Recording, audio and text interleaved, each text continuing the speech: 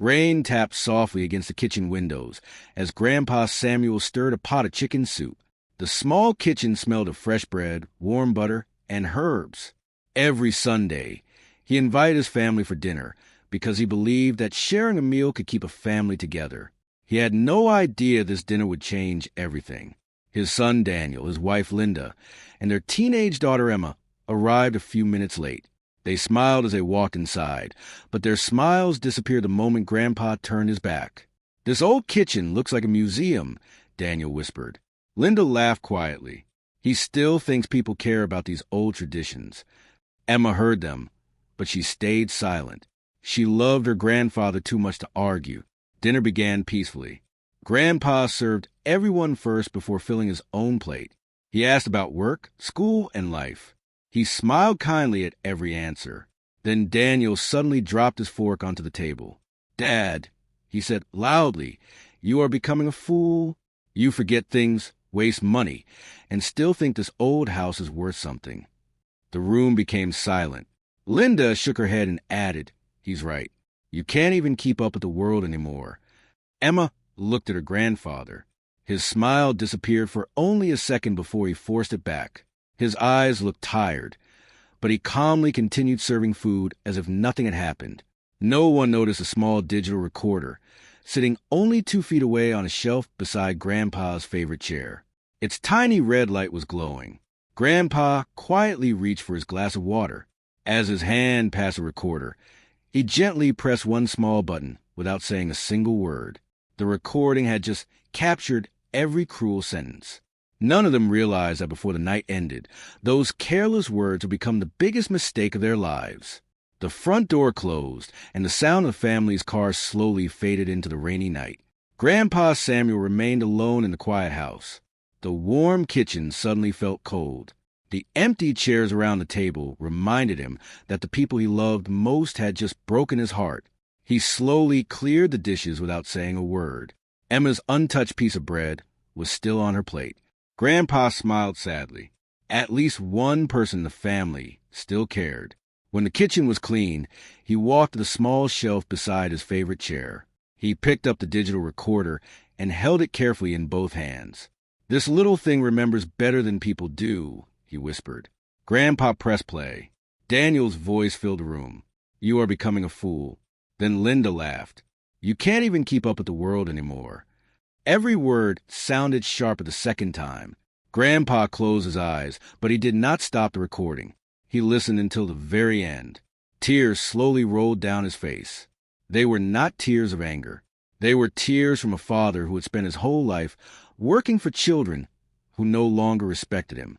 A soft knock suddenly came from the back door. It was Emma. I forgot my jacket," she said quietly. Grandpa welcomed her inside. As she picked up the jacket, she heard her father's voice playing from a recorder. Her face turned pale.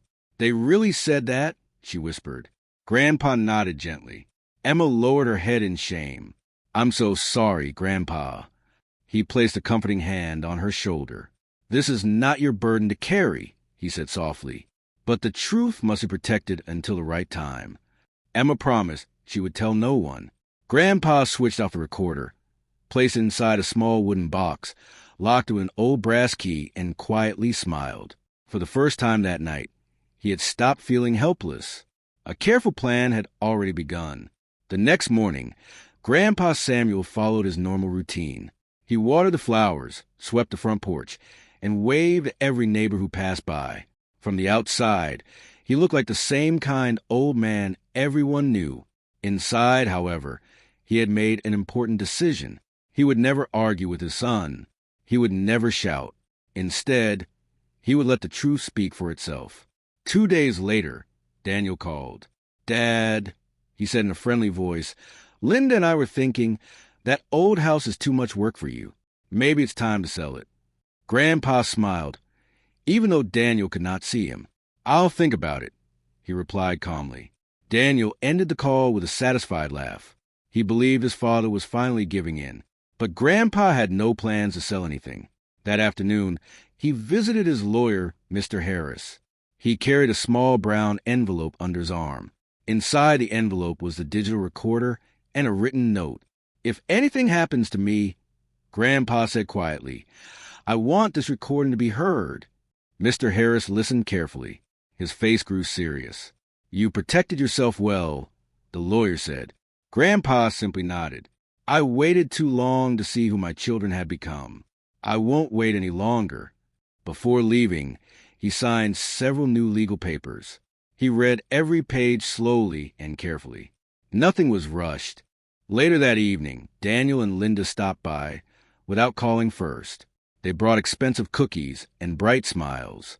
They praised Grandpa's cooking. They complimented his garden. They even offered to help clean the house.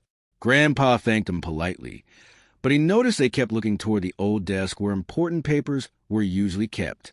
They were not visiting because they missed him. They were looking for something. As they prepared to leave, Linda quietly opened one drawer while Grandpa stepped into the hallway. She found it completely empty. Grandpa had already moved everything. And somewhere safe, another copy of the recording was waiting for the perfect day.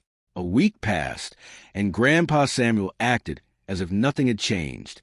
He answered every phone call with kindness and greeted Daniel and Linda with the same gentle smile.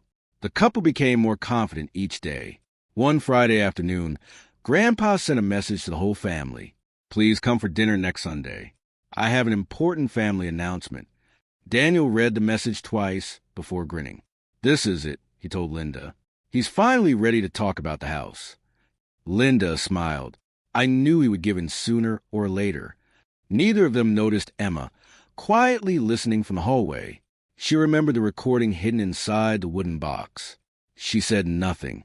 Sunday evening arrived. The dining table looked beautiful. Grandpa had cooked everyone's favorite meals. Fresh bread, roasted chicken, mashed potatoes, and apple pie filled the kitchen with a warm smell. Neighbors and a few close relatives had also been invited. Daniel thought it was the perfect audience for Grandpa's announcement. During dinner, Daniel stood up with a glass of juice. I just want to thank Dad, he said with a bright smile. He's always been the heart of this family. Several guests nodded politely. Emma lowered her eyes. She knew those words were fake.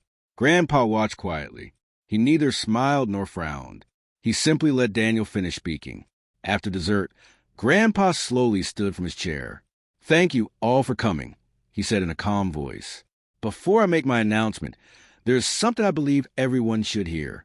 He walked toward a small wooden cabinet in the corner of the kitchen. Daniel looked confused.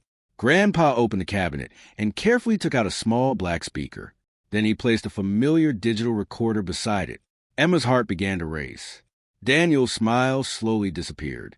Linda suddenly looked nervous. Grandpa connected the recorder to the speaker and rested one finger on the play button. The kitchen became so silent that everyone could hear the ticking clock on the wall. Then Grandpa looked directly at his son. Now, he said softly, let's listen to what my family really thinks of me. No one moved. Grandpa Samuel pressed the play button. For 1 second, there was only a soft crackling sound. Then Daniel's voice filled the kitchen. Dad, you are becoming a fool. You forget things, waste money, and still think this old house is worth something. The room froze. A few guests looked at Daniel, thinking it had to be a joke. Then Linda's voice followed. You can't even keep up with the world anymore. Every word echoed through the quiet kitchen. Daniel's face lost all color. Linda quickly stood up. Turn that off, she shouted. That isn't the whole conversation. Grandpa calmly looked at her. It is exactly the conversation you chose to have. He let the recording continue. The guests heard laughter, cruel jokes, and every insult spoken that rainy Sunday night. There was no editing, no missing pieces, only the truth. Emma quietly wiped a tear from her eye. She remembered how her grandfather had kept serving dinner while his own children mocked him. When the recording ended, silence filled the room again. Grandpa took a slow breath. For years, he said gently, I believed respect came naturally inside a family. Last Sunday, I learned I was wrong. Daniel stepped forward. Dad, we were angry. We didn't mean it. Grandpa shook his head. People often tell the truth when they think no one will remember.